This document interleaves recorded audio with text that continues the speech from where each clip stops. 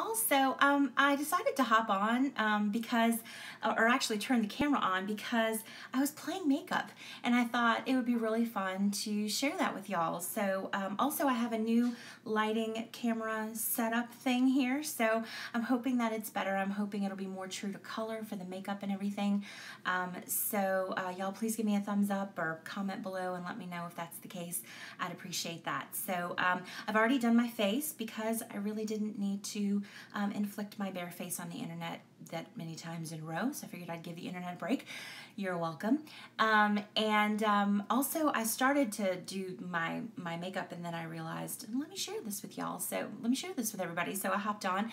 I've, like I said, already done my base. I tried to do my eyebrows, but just don't make direct eye contact. They're in a timeout. They know what they did. I'm about to finish on my eyes, and I was just explaining, I should explain rather, that I primed my eyes and set them with Best Kept Secret, which is like a skin tone kind of color. And then I put Crushin', which is this color right here. It's like a peachy pink with some sparkle to it, on the eyelid. And I was thinking that I might explain a little bit about what I'm doing here, as well as sharing the fun of playing with makeup. Generally speaking, a general rule of thumb is you do a lighter color on your lid and a darker color in the crease, and if you do have that existing bone structure, it emphasizes that and makes it look even more beautiful. If you don't, like have a visible socket or orbital bone right there, then it will create that illusion for you. Also, the lighter color on the lid and the darker color in the crease will also make your eye look larger. If you do light to dark, a gradient this way, so you start with a lighter color out here and the darkest color out here in the outer corner, it'll elongate your eye. If you combine both of those, your eyes will look as big as humanly possible for you, for your face. And it's a style of doing makeup that is flattering on pretty much every eye shape. So yeah, just wanted to share that a little bit. So I've already put Crushin' on my lids. I hope I'm going to turn a little bit so you can see that. Hope it's picking up some of the light there. And then I'm going to go in with, I've been doing this a lot, but actually I think, what do I want to do?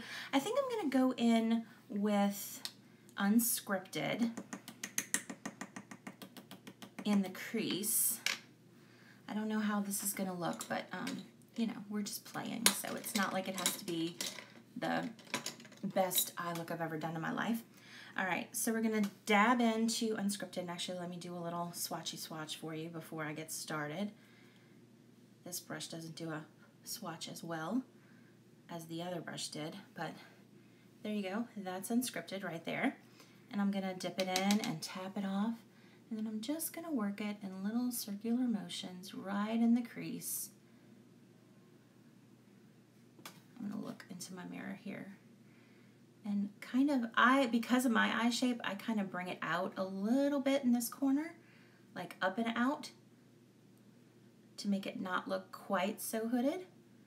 Okay, and then down all the way around that socket, or lack thereof. And then I take a large fluffy brush like that, and I just blendy, blendy, blendy. And if I feel like I need to go over a spot a little bit more to intensify it, like right there, and even out the tone, I do that. And then I blendy, blendy, blendy. And then just repeat on the other side. Okay, I'm going to try to do, like I said, a really quick eye that will be flattering on pretty much everyone. You can use the same placement, just change up the colors for whatever eyeshadows you have or ones that you think might suit your eye color better. But these reddy plummy tones, these peachy pink and plummy tones, those will look good on most eye colors. The red will look especially nice and bring out the color of blue and green or hazel eyes. And the plummy colors will look really, really and the plum tones, like I said, will is what I'm trying to say, will look really, really nice on brown eyes. Okay, so that's that. Now I want to deepen in that crease just a teeny bit in that outer corner to do the elongation that I was talking about. So I'm going to use a little bit of the multitasker there. You could use Determined, I suppose. It does have a little bit of shimmer. Generally speaking, I try to restrict my shimmer to the moving part of my lid, this part right here, because you lose some of the contrast by the virtue of the shimmer picking up light and reflecting it. So that's just a general rule of thumb that I follow. However, if you wanted to use this the way that I'm going to right now, just to deepen the outer V, it should be okay. So that is Determined, swatched out with a brush. I'm gonna just, and you can see, you can make it, the thing really cool about mineral makeup is that you can really build up the color and make it as subtle or as dramatic as you want to. You could even wet your brush and use them that way to get an even more dramatic, even more metallic, shiny kind of look, which I'm gonna do with Wanderlust in just a second. But there you go, it just deepened out that outer corner and it will help to elongate my eyes. There you go. And then I'm also going to just take a very small brush and run the Determined color just slightly under my lower lash line, about halfway. Again, that's a good placement, universally flattering for just about every eye. You're not closing it off too much, and your eyes can stay looking nice and wide open and bright and awake and all that good stuff that we want our eyes to look. Okay, whew, I'm trying to keep this short, guys, so that YouTube won't get mad at me and you don't have too much to watch, but I could play with makeup literally all day. Now I'm taking a brush like this and I'm just gonna run it, I need a mirror for that. I'm just gonna run it on the upper lash line very, very gently, very, very lightly, just to create a little more definition at the lash line. You can also do this obviously with the Jet Setter eyeliner, but I thought since I was going for this kind of browny, purpley, plummy kind of tone that I would use the multitasker and keep it a little more soft as well. So yeah, I'm happy with that. Okay, and again, just very subtle, but it adds a little bit. We're gonna curl the eyelashes. Now, I don't have contacts in, so if I don't hurt myself with this eyelash curler, we will be doing good and I will be fairly impressed with myself. Okay, good job, Tina. Way to not blind yourself. All right, mascara. Yeah, okay. Sorry, I gotta go off too, that's it. And my chair's about to break on me. Sorry about that. I need WD-40 this bad boy. All right, so I'm just gonna throw on a little tiny bit of mascara. Oops, I forgot a step. I was gonna foil Wanderlust for y'all. That's okay. I will do it right now. Okay, so I talked about getting a bit more of a metallic look with, where's my brush? By wetting your brush with these mineral shadows, because most of them do have some degree of shimmer in them. And my brush has disappeared on me. Seriously? Ah, there it is. Okay, so I'm gonna take Wanderlust and I'm just gonna put a little bit in the cap. Actually, I'm gonna do a little swatch for you. Well, that didn't work. That's best kept secret. That's why it didn't work. Sorry, guys. I'm trying to rush and I'm like screwing everything up. Okay, I think they let me do 15 minutes. This will be 15 minutes. I was shooting for 10, but that's not gonna happen. Okay, Wanderlust, there you go. That's Wanderlust right there. I hope you can see that beautifulness. Okay, so let me tap that off. I'm gonna, ooh, Tina. I got the dropsies, I need to put Endoflex on. Okay, wet it, tap it into the minerals. Get a good amount on there, right? And then I'm just gonna put it right here right there, ever so slightly. Just to, like I said, add that gradient from light to dark. Just right there. Like the inner third of the eye. You see where I'm placing it? Okay? And lightly so that it kind of just blends in seamlessly into the next color. And if you feel like you went a little too ham with it, just tap over the edge with the brush that you used for crushing. And that'll fix it, and it'll be fine. Okay, so that is Wanderlust, and I'm also going to put just a tiny bit in the inner corner for a highlight.